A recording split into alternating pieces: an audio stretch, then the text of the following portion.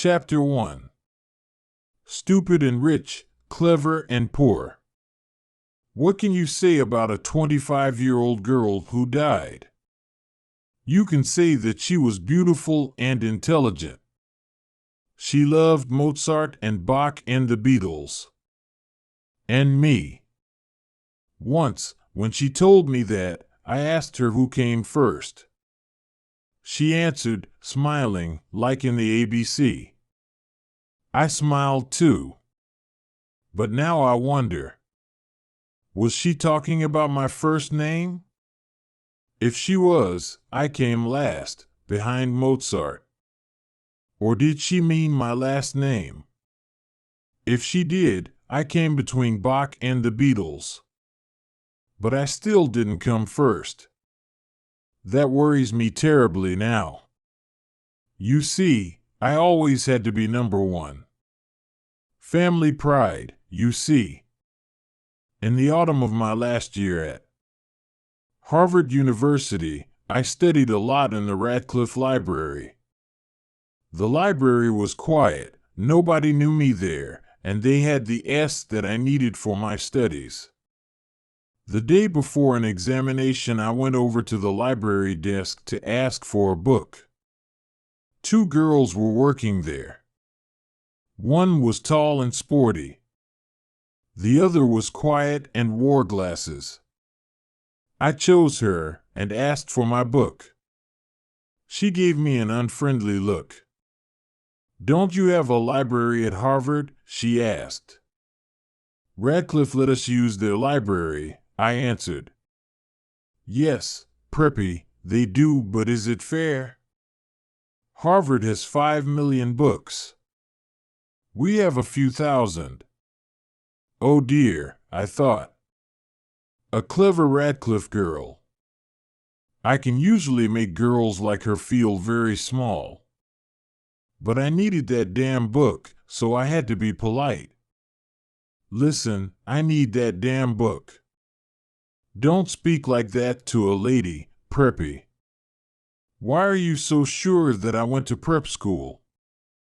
She took off her glasses. "You look stupid and rich," she said. "You're wrong," I said. "I'm actually clever and poor." "Oh no, Preppy," she said. "I'm clever and poor." She was looking straight at me. All right, she had pretty brown eyes, and okay, perhaps I looked rich. But I don't let anyone call me stupid. "What makes you so clever?" I asked. "I'm not going to go for coffee with you," she said. "Listen, I'm not going to ask you." "That," she said, "is what makes you stupid." Let me explain why I took her for coffee. I got the book that I wanted, didn't I? And she couldn't leave the library until closing time. So I was able to study the book for a good long time. I got an A in my exam the next day. I gave the girl's legs an A too when she came out from behind the library desk. We went to a coffee shop and I ordered coffee for both of us. "I'm Jennifer Cavallari," she said. "I'm American, but my family came from Italy. I'm studying music." "My name is Oliver," I said. "Is that your first or your last name?" she asked. "First. My other name is Barrett." "Oh," she said. "Like Elizabeth Barrett the writer?" "Yes," I said. "No relation." I was pleased that she hadn't said Barrett, like Barrett Hall. That Barrett is a relation of mine. Barrett Hall is a large, unlovely building at Harvard University. My great-grandfather gave it to Harvard long ago, and I am deeply ashamed of it.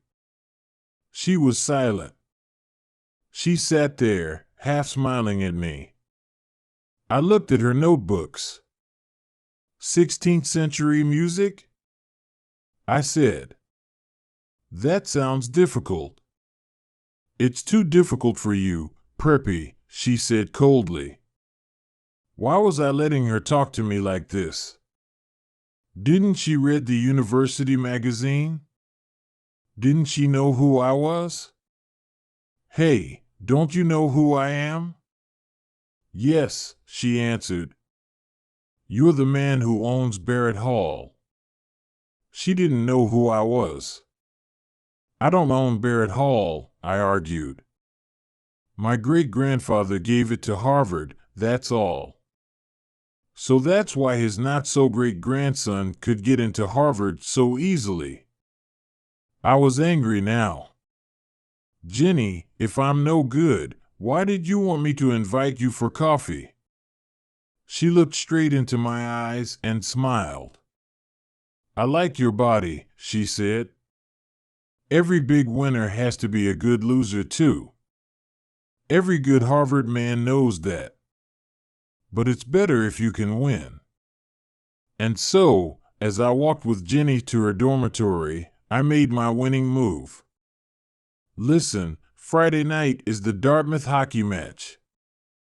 So I'd like you to come. These Radcliffe girls, they really care about sport. And why, she asked, should I come to a stupid ice hockey match? Because I'm playing, I answered. There was a moment's silence. I think I heard snow falling. For which team? She said. By the second quarter of the game on Friday night, we were winning 0-0. That is, Davy Johnson and I were getting ready to score a goal. The crowd were screaming for blood or a goal. I always feel that it's my job to give them both. These things. I didn't look up at Jenny once, but I hoped she was watching me. I got the puck and started off across the ice. Davy Johnson was there on my left. But I didn't pass the puck to him. I wanted to score this goal myself. But before I could shoot, two big Dartmouth men were after me. In a moment we were hitting the puck and each other as hard as we could. You, said a voice suddenly. 2 minutes in the penalty box. I looked up. He was talking to me. What did I do? I asked. Don't argue. He called to the official's desk, number 7, 2 minutes in the penalty box, for fighting. Angrily I climbed into the penalty box. Why are you sitting here when all your friends are playing? The voice was Jenny's. I didn't answer. Come on, Harvard, get that puck. I shouted. What did you do wrong? Jenny asked. T tried too hard. Out there on the ice, Harvard were playing with only 5 men. Is that something to be ashamed of? Jenny, please. I'm thinking. What about? About those 2 Dartmouth men. When I get back onto the ice, I'll break them into little pieces. Do you always fight when you play hockey? I'll fight you, Jenny, if you don't keep quiet. I'm leaving. Goodbye. I looked round, but she had gone. Just then the bell rang. My 2-minute penalty had finished. I jumped onto the ice again. Good old Barrett, shouted the crowd. Jenny will hear them shouting for me, I thought. But where was she? Had she left? As I went for the puck, I looked up into the crowd. Jenny was standing there.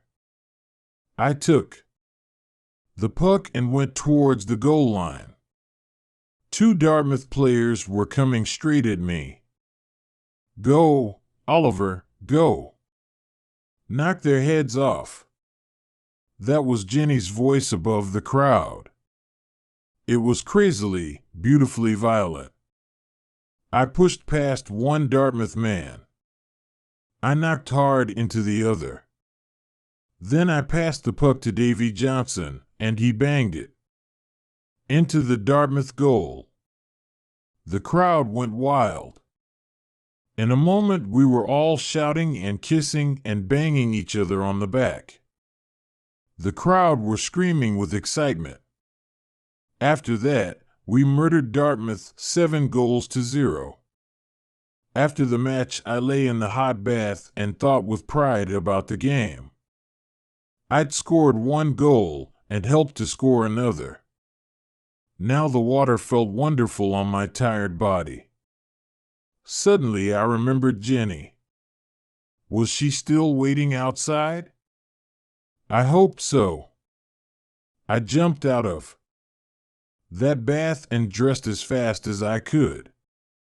Outside, the cold winter air hit me. I looked round for Jenny. Had she walked back to her dormitory alone? Suddenly I saw her. "Hey, Preppy, it's cold out here." I was really pleased to see her and gave her a quick kiss. "Did I say you could kiss me?" she said. "Sorry. I was just excited." I wasn't. It was dark and quiet out there in the cold. I kissed her again, more slowly. When we reached her dormitory, I did not kiss her good night. "Listen, Jenny, perhaps I won't telephone you for a few months."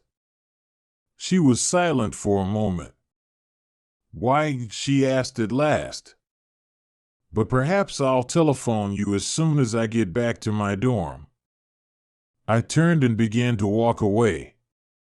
"Damn Preppy," I heard her say. I turned again. From 20 feet away, I scored another goal. "You see, Jenny, that's the kind of thing you say. And when other people do it to you, you don't like it." I wished I could see the look on her face. But I couldn't look back. My pride wouldn't let me. When I returned to my dorm, Ray Stratton was there. He and I slept in the same room. Ray was playing cards with some of his football-playing friends. "Hello, Ollie," said Ray. "How many goals did you score?" "I scored 1, and I made 1, I answered. "With Cavallari?" "That's none of your business," I replied quickly. "Who's Cavallari?" asked one of the footballers. "Jenny Cavallari.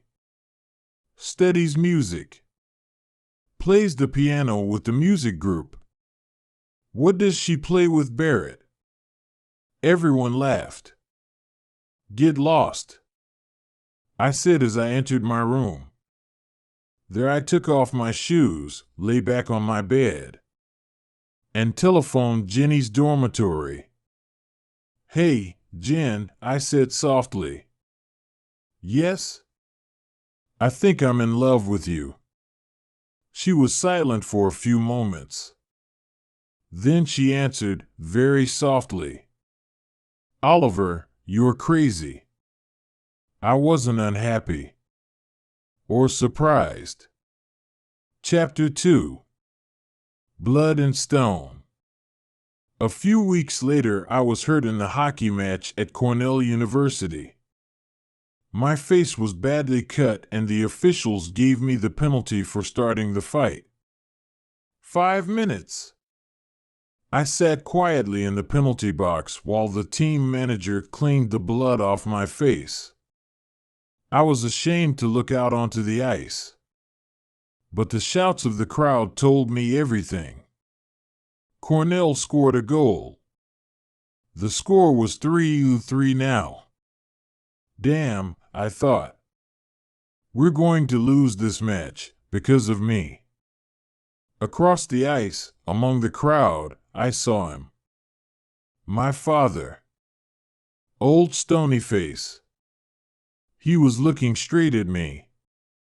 If the meeting finishes in time, I'll come to Cornell and watch you play, he had told me on the phone. And there he was, Oliver Barrett III. What was he thinking about? Who could say? Why was he here? Family pride, perhaps. Look at me. I am a very busy, important man. But I have come all the way to Cornell just to watch my son play in a hockey match. We lost 6-3. After the match, the doctor put 12 stitches in my face. When I got to the changing room, it was empty. They don't want to talk to me, I thought. I lost that match. I felt very ashamed as I walked out into the winter night. Come and have dinner, son, said a voice. It was old Stonyface. At dinner we had one of our non-conversations. We spoke to each other, but didn't actually say anything. These non-conversations always started with "How have you been, son?" and ended with "Is there anything I can do for you?" "How have you been, son?" my father began. "Fine, sir." "Does your face hurt?" "No, sir." It hurt terribly. Next, old Stonyface talked about playing the game. "All right, son, you lost the match." "How clever of you to notice, father." But after all, in sport, the important thing is the playing, not the winning. Wonderful, I thought.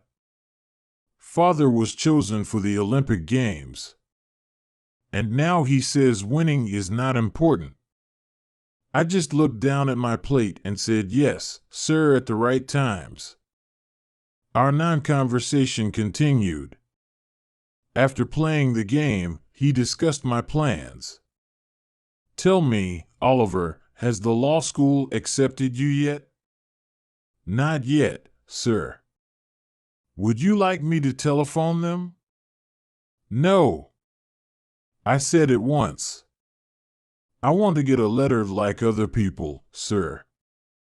"Please." "Yes, of course." "Fine." After all, they're sure to accept you. Why? I thought. Because I'm clever and successful? Or because I'm the son of Oliver Barrett III? The meal was as uninteresting as the conversation. At last, my father spoke again. "There's always the Peace Corps," he said suddenly. "I think the Peace Corps is a fine thing, don't you?" "Oh, yes, sir," I said politely. I knew nothing about the Peace Corps. "What do your friends at Harvard think about the Peace Corps?" he asked. "Do they feel that the Peace Corps is important in our world today?" "Yes, sir," I said politely, just to please him. After dinner, I walked with him to his car. "Is there anything I can do for you, son?" he asked. "No, thank you, sir." "Good night, sir." Our non-conversation was finished. He drove away. Yes, of course there are planes, but Oliver Barrett III chose to drive. My father likes to drive fast. And at that time of night, in an Aston Martin DBS, you can go very fast indeed. I went to telephone Jenny. That was the only good part of the evening. I told her about the fight. She enjoyed that. Her musical friends never got into fights. "I hope you hit the man who hit you," she said. "Oh, yes." "Good. I'm sorry I couldn't be there to watch you. Perhaps you'll hit somebody in the Yale match?" I smiled. Jenny really made me feel better. Back at Harvard the next day, I called at her dorm. Jenny was talking to someone on the telephone in the hall. Yes. Of course. Oh yes, philosophy. I love you too. Love and kisses. Goodbye. Who was she talking to? I had only been away 48 hours. And she had found a new boyfriend. Jenny did not seem ashamed. She kissed me lightly on the unhurt side of my face. Hey, you look terrible. 12 stitches, Jen. Does the other man look worse than you? Much worse. I always make the other man look worse. We walked to my MG sports car. Who's Phil? I asked as carelessly as I could. My father. I could not believe that. You call your father Phil? That's his name. What do you call your father? Sir. He must be really proud of you. You're a big hockey star and you're always successful in your exams. You don't know anything, Jenny. He was good at exams and sport, too. He was in the Olympic Games. My God. Did he win? No, actually, old Stonyface was sixth, which makes me feel a little better. Jenny was silent for a moment. Why do you hate him so much? She asked at last. I'm Oliver Barrett IV, I answered. All Barretts have to be successful. And that means I have to be good at everything, all the time. I hate it. Oh, I'm sure you do, laughed Jenny. You hate doing well in your exams. You hate being a hockey star, but he expects it. I said. If I'm successful, he isn't excited or surprised. He was a big success, and he expects me to be the same. I told her about our meal and our non-conversation after the Cornell match, but she didn't understand at all. You say your father is a busy man, she said. But he found time to go all the way to Cornell to watch you play. How can you say these terrible things about him when he drove all that way just to watch your hockey match? He loves you, Oliver, can't you understand? Forget it, Jenny, I said. She was silent for a moment. I'm pleased you have problems with your father, she said at last. That means you aren't perfect. Oh, you mean you are perfect? Of course not, Preppy. That's why I go out with you. Jenny loved to have the last word. Chapter 3. We belong together. I had not yet made love to Jenny. In the 3 weeks we had been together, we had held hands. Sometimes we had kissed, but that was all. Usually I moved much faster, asked the other girls that I'd been out with. But Jenny was special. I felt different about her, and I didn't know what to say to her. You're going to fail your exams, Oliver. We were studying in my room one Sunday afternoon. Oliver, you'll fail your exams if you don't do some work. I am working. No, you aren't. You're looking at my legs. Only once every chapter. That book has very short chapters. Listen, you aren't as good looking as all that. I know, but you think I am, don't you? Damn it, Jenny, how can I study when all the time I want to make love to you? She closed her book softly and put it down. She put her arms around me. Oliver, will you please make love to me? It all happened at once. It was all so unhurried, soft, and gentle.